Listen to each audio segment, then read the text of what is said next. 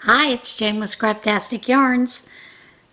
Some of the yarn room is ready to go, but the rest of it's still a mess. The big sunroom I have divided in half. One half to the left when you come in from the living room is my yarn craft area, and off to the very right is my sewing area. And it is still a disaster in here, but I've got a few things up and put away. Still have a lot more to do, but I thought I would give you just a little bit of a view of that. And at the very end, I am going to take you through the disaster and film so that you can see the way that I have it set up, sort of, for the craft room, including the entire mess. Like I said, I'm going through about 4 to 5 boxes a day to put things away, get them situated, and that's always fun, isn't it? So yeah, that's kind of what I'm doing right now. I do have a finished object, and that is the shawl that I made. Started while I was on the cruise, and ran out of yarn on the cruise. But there it is in its glory. And it basically is done with the Red Heart Ombre in True Blue. And I just started with a granny and then messed around with some different stitches and finished it off with a nice shell stitch. And that is ready to go to Prayer Shawl later this week. Now I did start another project, and it's in its very infancy. Started that last night because I was tired of working on what I was working on. I wish I was monogamous. I'm not. I don't know what it is. And when you see the sort of disaster area that I'm going to show you at the very end, you'll see all the project bags that I have projects in waiting to be done. I mean, good grief. Anyway, I started a shawl in the, and this is, I think this is a DK weight. Might be a 2, but I don't think so. And the shawl that I've started Seems Like Old Times. And that is done in the Northern Lights. And I don't think this has a color name. It says shade. This is 95% acrylic and 5% viscose. And it says 1 ball, 1 shawl. Maybe. I may use another one. I have 3 of these, so I'll probably use 1.5 to do the Seems Like Old Times shawl. The project that I wanted to take a break from, though, is putting those squares together that a prayer shawl they are making. They're making all kinds of squares, different squares, and putting them together to make an Afghan for the prayer shawl ministry. And I am doing the continuous granny join by, it was originally done by Sandra Pettit. But this one is following the tutorial basically that Beth in Texas did. She had a YouTube channel. It was really going great. I don't know what happened to her, why she gave it up, or, what in life changed her, whatever. But, yeah, I love a lot of her videos, and I follow along on a lot of them still today. But I am doing that continuous granny join to join these, and I just needed a break because I was getting tired of messing with it. You know how that goes, right? And that is it for projects that I'm currently working on. Like I said, I'll show you those big old, I have a couple of bookshelves over here that have all kinds of projects on them waiting to be done. And of course they're in stages of being filled with yarn. I still have quite a bit of yarn in the garage that needs to be put up. So, there's that.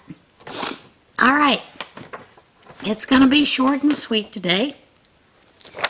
I did want to tell you, as you should have seen Yesterday, there are bags that are up in the shop. I am working on some patriotic bags, red, white, and blue bags, that kind of thing. Those should be up by the end of the week, if not sooner. You won't get them in time for Flag Day, I doubt, but you never know. Anyway, those are in the shop, ready to go. And of course, the older bags that are there are still 20% off until the end of June. Okay, are you ready for a little bit of what in Tarnation? I know I am. Mystery creature caught on camera in South Carolina waters. A visitor to a South Carolina bridge captured video of a mystery creature in the water that wildlife experts have yet to identify. Rain McKinney captured video near the South Causeway Bridge to Pawleys Island, showing what appeared to be an unusual fish swimming in the water. The video was sent to the South Carolina Department of Natural Resources, but few answers were available.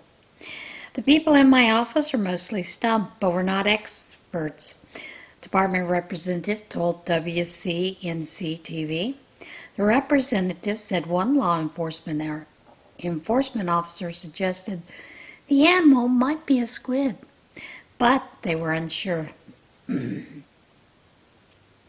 Atlantic brief squid are known to live in South Carolina waters. Long-finned squid are frequently found in the waters of nearby North Carolina. The video was then forwarded to the Marine Resources Research Institute in Charleston, which is still analyzing the footage. WCNC Charlotte Chief Meteorologist Brad Ponovich suggested the creature could be a sea slug, species not often spotted in South Carolina waters. He said the fish tend to prefer the warmer waters of Florida, but have been seen migrating farther north as the water temperature rises. I believe in the video someone also suggested it might be a cuttlefish. Who knows? But it's an interesting video to see either way. Loose horse interrupts school zone assessment in Saskatchewan. The Canadian Automobile Association said a school zone assessment in Saskatchewan was interrupted by a loose horse that wandered into the street and halted traffic. CAA Saskatchewan said in a news release that personnel were doing a school zone assessment which analyzes driver and pedestrian behaviors in school zones outside East End School when traffic was brought to a standstill by an unbridled horse in the middle of the road. Imagine that. Police arrived on the scene and escorted the horse out of the road with help from volunteers. Traffic had to be halted from all directions as RCMP and volunteers captured and led the horse to safety with no impact to students, the organization said. An unusual situation, but also a good reminder that motorists need to be aware and alert at all times. And boy, don't you. You never know what you're going to find. In Britain, people were probably a little surprised to see this. Wandering llama blocks traffic on busy British highway. A llama was caught on camera blocking traffic on a British highway before being ushered out of the roadway by National Highways personnel. Sue Brewer, who was a passenger in a car traveling on the M55 highway in Lancashire, near Wesham, captured video of the llama wandering in the roadway about 9 p.m. The animal's presence brought traffic to a halt. Lancashire Constabulary, that's hard words to say, Constabulary, said police were called about the llama, but the animal had already been escorted off the road by the time the officers arrived. Officials said they investigated the llama's origins and attempting to determine how it came to be wandering loose on the highway. Now here's a surprise sighting. Flamingo spotted in Kruger National Park. A recent sighting at South Africa's Kruger National Park has left wildlife enthusiasts astounded and intrigued. Latest sightings, Tinger Henry Algren Alkers and his travel companion, Rudy Luby, were treated to an unusual spectacle on the S100 road near Centeras yesterday. A flamingo, a species not commonly seen in this region of the park. On an otherwise quiet day in the park, Henri and Rudy, hoping to spot some amazing game the park is famed for, decided to explore the S100 late afternoon. The road is well known among regulars for its big cats, like lions and cheetahs. What they didn't expect to find, however, was a flamingo standing serenely in the middle of the road. Henri described the initial encounter. We turned a bend near the end of the road, and there was this bird in the middle of the road. Took us a few seconds to realize it was a flamingo. It just stood there. Even as they parked their vehicle next to it, the bird remained undisturbed, allowing them to witness its grace and beauty up close. Henri adds, it didn't mind the car. We parked next to it, and it didn't even move away. Flamingos are typically found near bodies of water due to their diet, which consists primarily of algae and invertebrates filtered from the water. Sorry about that. Their presence on the road several kilometers away from the closest dam, Gundzani East, raises interesting questions about the bird's behavior and adaptation to changing environmental conditions. Rudy added, I've heard of flamingos in Kruger before, but usually near water. This was an awesome sighting. This unexpected encounter was one of the highlights of their 10-day trip and serves as a testament to the diversity and unpredictability of the Kruger National Park. Now you gotta give seniors in high school special props for some of the pranks that they pull before they graduate. This next one I think is one of the ones that just tops everything. Senior prank list, Maryland High School for sale on Zillow. A Maryland high school was listed on Zillow for $42,069 in what school officials described as a senior prank.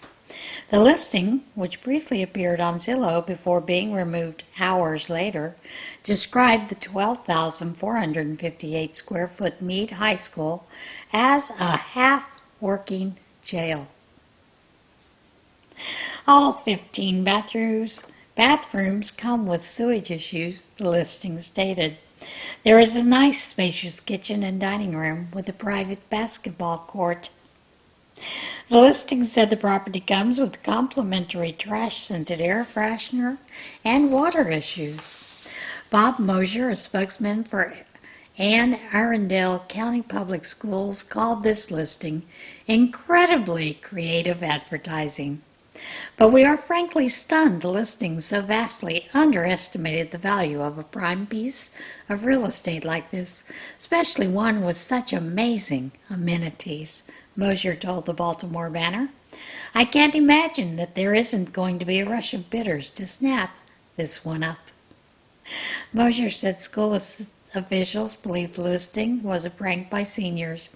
He said administrators are taking it in good humor. No one was hurt, no property was damaged, and it was very creative, he said. Now normally I end the video with a devotional, but that devotional is still packed away. Still have to find it. Like I said, things are interesting when you move.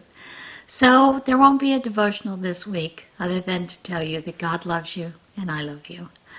But as always, be kind to one another, love one another. Get out there and see this big, beautiful world we live in. And I hope you enjoy the footage of the mess that is now my craft room. See you guys soon. Bye. As you can see, there are a lot of projects on that shelf there. And this entire bookshelf down here has projects lined up, waiting to be finished. Now, I still have a lot to do. This shelf will actually house totes with yarn in it. So far, I've done a little bit of organization, but not really spending a whole lot of time on it, just because I wanted to get things sort of in place and moved on. And of course, got a little cart here that will hold sewing projects. As you can see, I have my rug hooking tool there. I have yarn and one cubicle, well, 1.5 cubicles that are pretty empty. Now let's pan around to the rest of that room. I have a kitchen island here that used to be my ironing station, which I'm not sure what I'm going to do with. I have my cart that has my addies, and I have a lot of totes and things that still need to be gone through. The boxes back there are boxes waiting to be broken down. These are totes that have been emptied. There are some things that need to be put away, and of course we still have a lot to be put away in here as it stands. The sewing area is sort of set up. This is the sewing area back here. I still have quite a few things that need to be put away. I do have a cart that has projects on it that are waiting to be started. And then I have another cart that is set here for projects.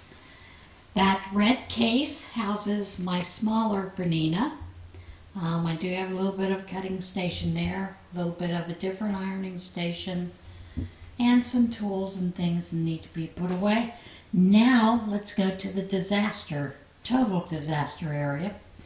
My sewing machine is set up here. I have not turned on the overhead lights, and probably should have because this is going to be dark, but I think you can kind of see what's going on here.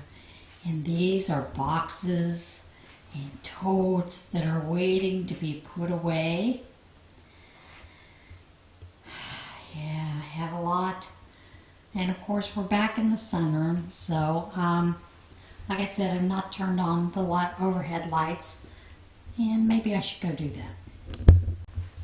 Well, the overhead lights really didn't help a whole lot,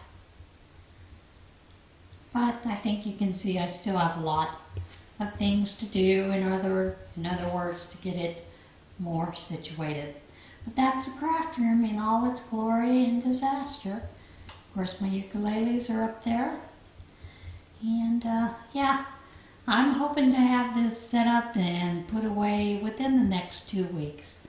But right now I'm trying to find that devotional so I can add that in. All right, see you guys soon.